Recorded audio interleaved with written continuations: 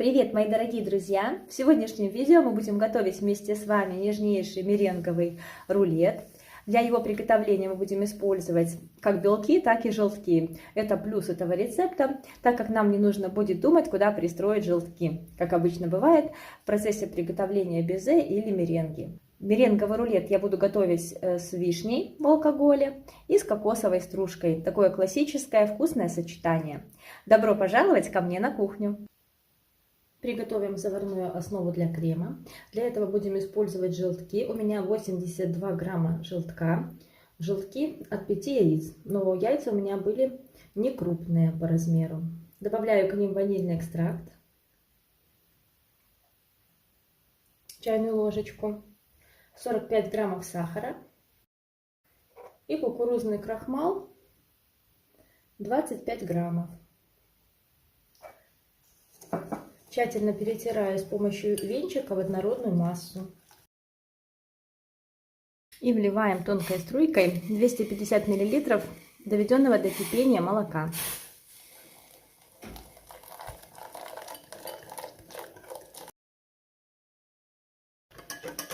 Оставляю немного в ковшике молока и возвращаю смесь обратно в ковш.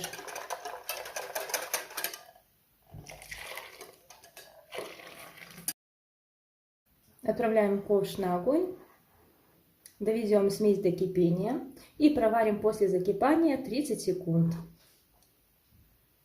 Вот такой густой крем должен получиться. Во время уваривания необходимо постоянно перемешивать крем, еще раз напоминаю, иначе он может пригореть. Черненькие вкрапления в креме — это у меня от ванильного экстракта. Семена стручка ванили. Накрываем крем пленкой в контакт и оставляем остывать его до комнатной температуры. Приготовим меренговый корж. Для этого нам потребуется 150 граммов белка комнатной температуры. Это у меня белки от 5 яиц, но яйца, напомню, были небольшого размера. Добавляем к яйцам щепотку соли. И начинаем взбивать, начиная с маленькой скорости, постепенно ее увеличивая. Когда белки приобретут вид мыльной пены, постепенно добавим весь сахар, продолжая взбивать.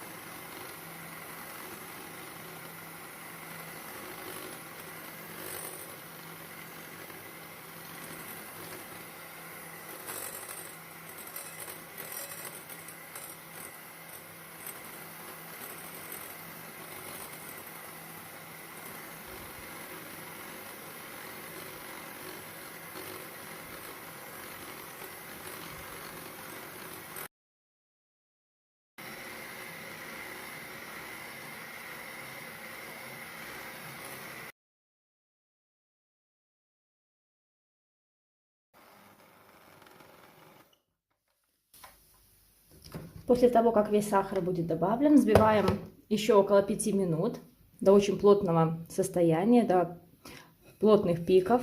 Меренга не выпадает из миски, если ее перевернуть. Значит, она готова. После этого добавляю чайную ложку лимонного сока и 15 граммов кукурузного крахмала. Перемешаю на средних оборотах миксера недолго, до объединения.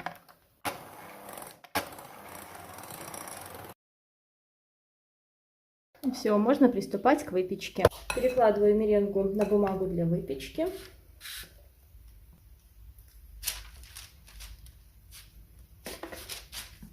И распределяю ее в прямоугольник, толщина которого будет примерно 1 сантиметр. Размеры моего пласта 30 на 35 сантиметров получились. Теперь отправляем будущий корж в духовку, разогретую до 160-170 градусов.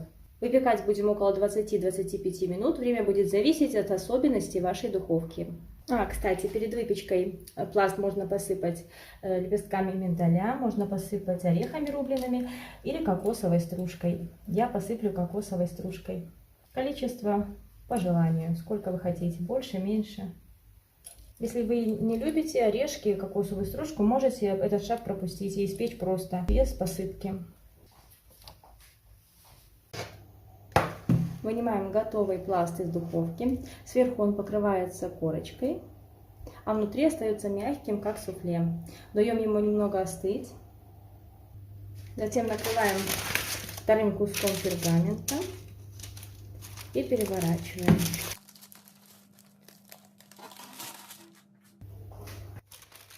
Снимаем бумагу и даем остыть полностью до комнатной температуры. Для крема соединю 120 граммов мягкого сливочного масла и остывшую заварную основу. Все должно быть комнатной температуры.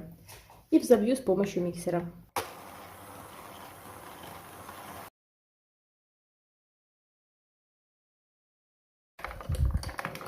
Снимаю со стенок периодически и взбиваю.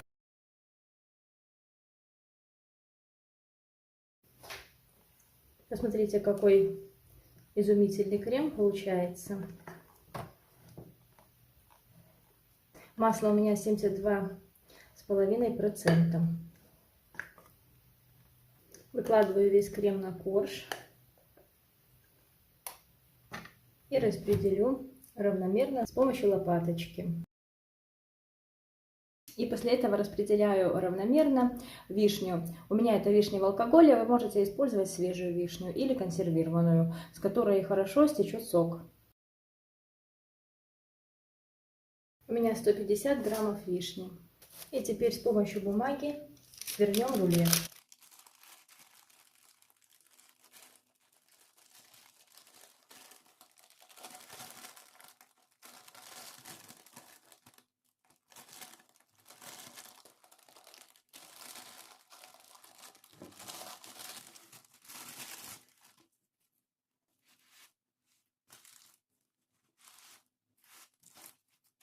Рулет может слегка ломаться, это ничего страшного.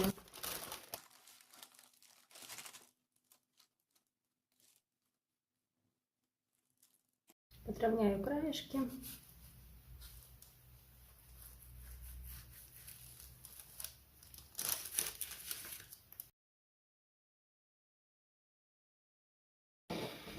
Помещу рулет на блюдо сразу же.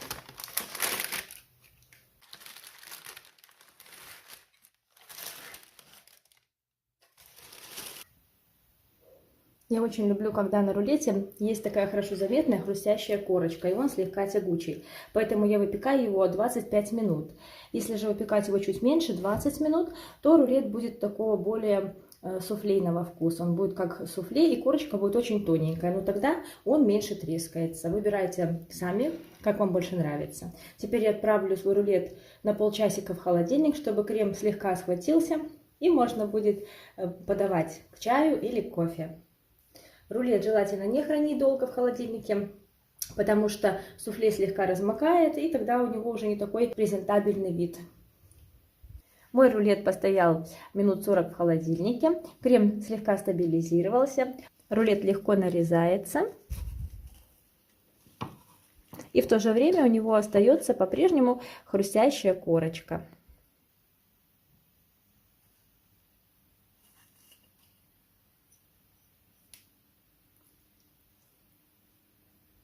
Это действительно очень вкусно. Уверена, вам также понравится.